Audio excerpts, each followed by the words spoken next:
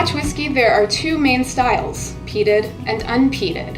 Here today to talk to us about the difference between the two and how it helps her as a blender is Rachel Barrie, the master blender for BenRiach, Glendronach, and Glenglassaugh. So Rachel, tell me what it's like as a blender to be able to work with two different whiskeys, one peated, one unpeated, that come from the same distillery. It's a great opportunity to create flavour.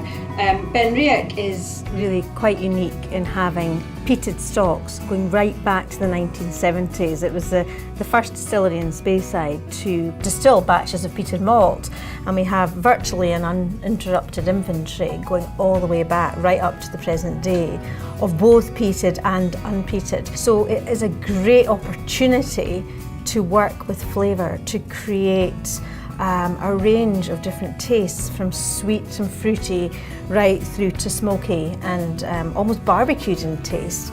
But it's not just as simple as peated versus unpeated, because peated whiskies can come from different parts of Scotland, and BenRiach is unusual in having peated malt from Speyside, where the peat and the barley come from Speyside. So this is actually like all Speyside flavour in one bottle. It's the peat and the barley and obviously the water, all from Speyside? Absolutely. I would say that BenRiach is more of Speyside than you might find in any other Speyside, because, as you've said, you have the water that's local to the terroir, you have the barley that's local within 20-30 mile radius. It is sourced from our lush fields in northern Speyside, which is some of the best barley growing area in Scotland. And you also have the peat, because again in northern Speyside is where there is a lot of peat. And the peat comes from the ancient Caledonian forests. So going back 10,000 years, the trees that were there 10,000 years, that over time have decomposed, have formed this very wood-associated peat, which is different from other parts of Scotland that might have birch in it, and pine, and even juniper. So when the peat's burned, you get this amazingly aromatic smoke character that then comes through into the whisky. You're making me really thirsty. Can we compare these two? We have BenRiach 10-year-old, which is unpeated, and then BenRiach Curiositas, which is also 10 years old but peated. If I nose and taste both of these side by side, what similarities am I going to find? Obviously the Curiositas will have the main difference of showing the peat character. Yeah. Well, BenRiach's distillery style is from a synchronicity of fruit-forward distillation. That's the best way I can describe it, because everything in the distillery process unlocks the fruit. So from the barley through the mashing, the mineral-rich water, to the distillation, which captures quite a wide middle cut of lots of different fruits. It's almost like a rainbow of fruit. So the 10-year-old to me is the DNA, it's the house style of BenRiach as it is unpeated. And to me it's orchard in the glass. It's the orchard of Speyside. If you can think of a fruit orchard of apples, pears, but also an orange grove and a lemon grove. And you might wonder, how does an orange and lemon grove and apples and pears come from barley? Well, that's again because of our process, because all the elements of our process in synchronicity give us this fruit-laden style.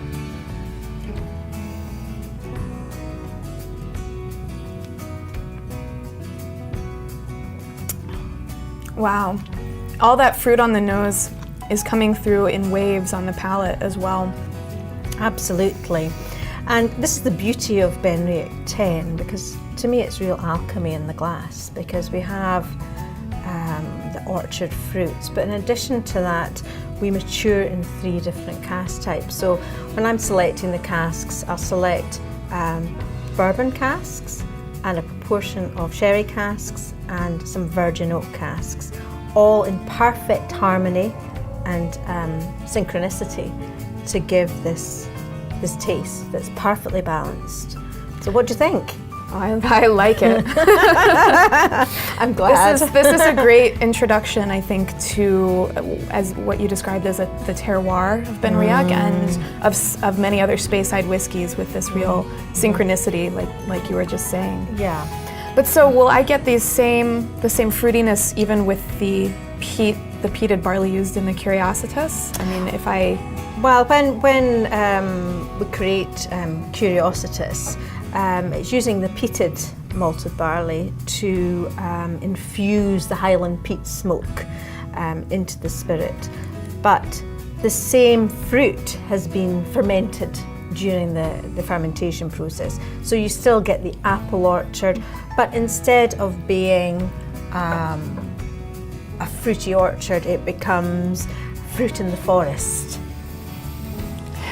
When you were describing how the peat in that part of Scotland, right there in the north of Speyside, comes from the old trees that have decomposed over thousands of years, this really does smell very woodsy, like dried, dead wood, you know, that's littering the floor of the forest, like you said.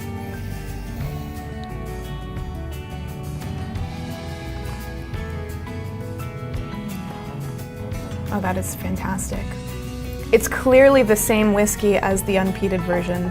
All of that fruit is still there, but the integration of the peat, it's just like a silky top layer of smokiness. Yeah, I mean, this is slightly higher in strength. This one is 46%, and the 10 is 43. Both are non-chill filtered as well, so you're getting the maximum taste experience. You're getting the most creamy mouthfeel, which you're probably noticing is united between the two, and it's natural colour as well. So you know that really comes through this beautiful golden hue. Are there any challenges for you when you have to work with both peated and unpeated whiskey from the same distillery? I would say there's only really opportunities rather than challenges. Because look at these styles, you know, they're so distinct, and you can play tunes, you know, it's like having top notes and bass notes in a musical symphony, and you can play everything in between, you know, to create a symphony of taste. You know, I'm a trained chemist, but this is real malt alchemy in a glass. When you can play with one single distillery with all these different flavors, you know, the top notes, the sweet, the middle notes, and the bass notes as well, of the smoke. And you can just dial up and dial down and create products that will hopefully surprise the drinker as well as delight them.